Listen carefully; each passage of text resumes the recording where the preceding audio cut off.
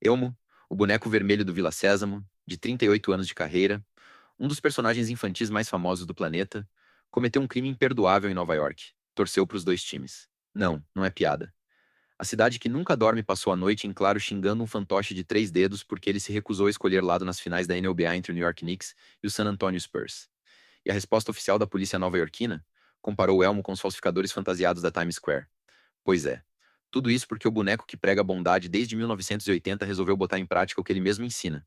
E isso, aparentemente, é o que Nova York não perdoa. Torcer para os dois times, num país que vive de rivalidade entre estados e cidades, foi pior do que não torcer para ninguém. Segundo a BBC News, que cobriu a história como se fosse um evento diplomático internacional. E olha que não é exagero, a mensagem original do Elmo foi publicada no X, o antigo Twitter, no começo da semana. Citação literal do perfil oficial dele: Elmo hopes Abe's both teams have fun. Elmo espera que os dois times se divirtam. 38 anos ensinando crianças a dividir, a ser gentil, a não excluir ninguém. Aí chega a final da NBA e o boneco aplica a própria lição. Pronto. Se a Rússia invadisse Manhattan, causaria menos estrago. Em questão de minutos, a postagem já tinha milhares de respostas. E a maioria não era carinho, não. Era gente jurando que nunca mais compraria um boneco vermelho de pelúcia para os filhos. Uma tempestade em copo d'água que virou um furacão categoria 5 em linha reta para cima da Rua Sésamo. Contexto: o New York Knicks está disputando as finais da NBA contra o San Antonio Spurs pela primeira vez desde 1999. 27 anos. Uma geração inteira de nova-iorquinos nunca viu o time chegar tão longe. O Madison Square Garden. A casa do Knicks, que fica em Manhattan, na 7ª Avenida, entre as ruas 31 e 33, virou o centro do universo do basquete americano. O jogo 1 foi numa quarta-feira de junho, e os Knicks venceram em casa de virada por 118-107, segundo a cobertura da ESPN repercutida pela BBC News. Nova York foi a loucura. Comemoração na rua, bar lotado, fogos, gente subindo em poste de sinalização na calçada da fama do lado de fora do Garden. O ritual de quem sente que o título finalmente voltou depois de quase 3 décadas de fila. E aí aparece o vizinho mais famoso da cidade. O Elmo, que mora na Rua Sésamo, que segundo a ficção do programa fica em Upper Manhattan, no número 123 da rua. E manda um boa sorte pra todo mundo, que vença o melhor. Não dá. Segundo a BBC News, dezenas de tweets virais com xingamentos ao boneco pipocaram depois da postagem. E não foram respostas amenas não. Traitor, escreveu um fã. Traidor, em português. Um dos comentários mais leves, e cito a BBC de novo. Elmo, don't forget the streets that raised you. Elmo, não esquece das ruas que te criaram. Que é o jeito nova-iorquino de dizer você é daqui. Caramba, se posicione. O boneco vermelho virou o inimigo público número 1 da cidade que ele supostamente representa. E a hashtag cancel Elmo chegou a ficar entre os trending topics nos Estados Unidos por algumas horas. Mas o mais bizarro, e isso a BBC documentou bem, com prints e links oficiais, é que a coisa escalou para um nível institucional que nenhum fã de torcida organizada no Brasil alcançaria.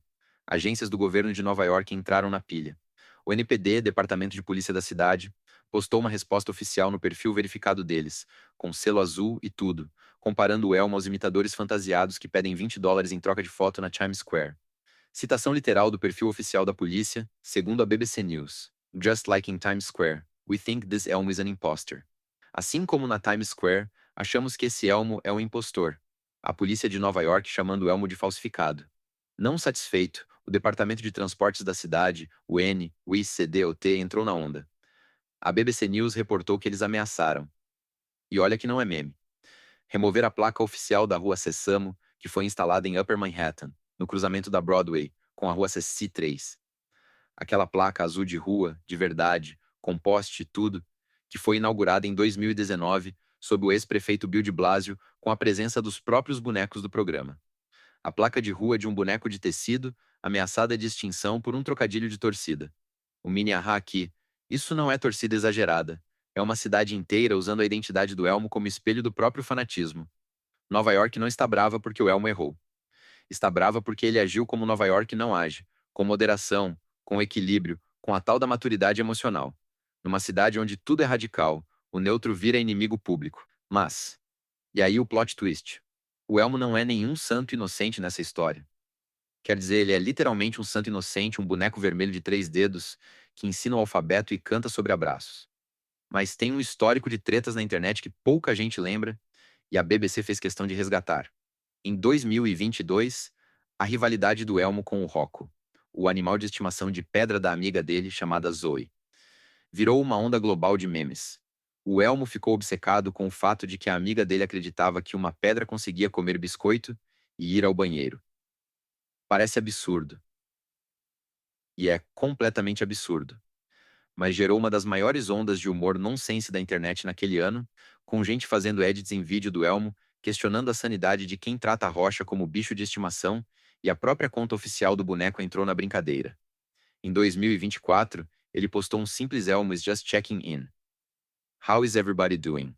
Elmo só quer saber como todo mundo está. E levou uma enxurrada de respostas sarcásticas e deprimentes de adultos desabafando sobre crise existencial, dívida no cartão de crédito, solidão no inverno de Nova York e a pressão de pagar aluguel em Manhattan. Viralizou de novo. E no ano passado? Aí a coisa ficou preta. A BBC News informa que a conta oficial do Elmo no X foi hackeada em plena madrugada.